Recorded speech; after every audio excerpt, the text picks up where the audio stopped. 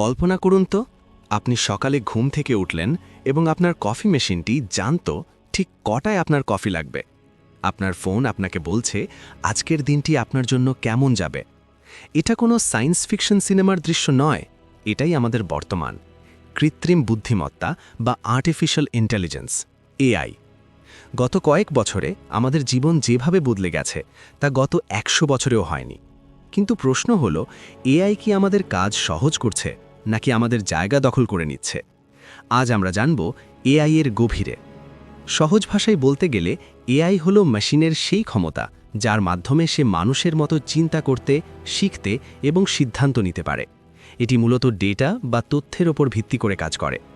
আপনার ফেসবুক ফিডে কি আসবে, ইউটিউব আপনাকে কোন ভিডিও সাজেস্ট করবে, এমনকি গুগল ম্যাপ যে আপনাকে জ্যাম এড়িয়ে পথ দেখায়, এই সব কিছুর পেছনে কাজ করছে শক্তিশালী এআই অ্যালগোরিদম। 2026 সালে এসে এআই শুধু চ্যাটবটের মধ্যে সীমাবদ্ধ নেই, এটি এখন ছবি আঁকছে, গান বানাচ্ছে এবং জটিল সব বৈজ্ঞানিক সমস্যার সমাধান করছে। এখন একটু নজর দেওয়া যাক আমাদের প্রাত্যহিক জীবনের দিকে।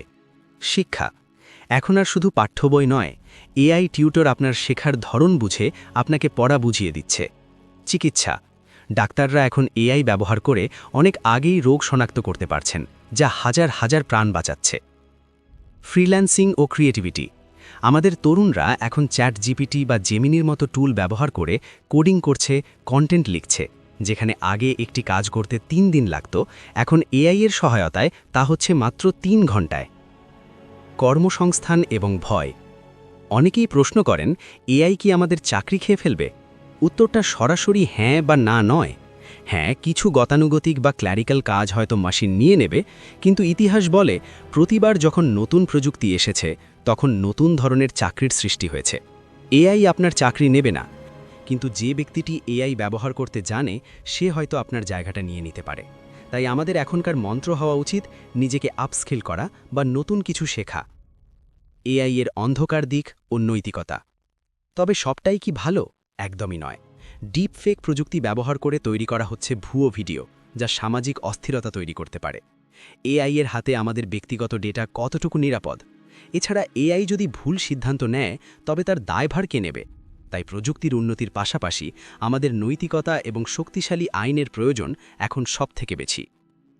উপসংহার বন্ধুরা, আমরা এমন এক যুগে বাস করছি যেখানে অসম্ভব বলে কিছু নেই। এআই আমাদের শত্রু নয়, বরং আমাদের বুদ্ধিমত্তার একটি সম্প্রসারণ। আমরা যদি একে সঠিক কাজে লাগাতে পারি তবে পৃথিবী হবে আরও সুন্দর এবং দক্ষ।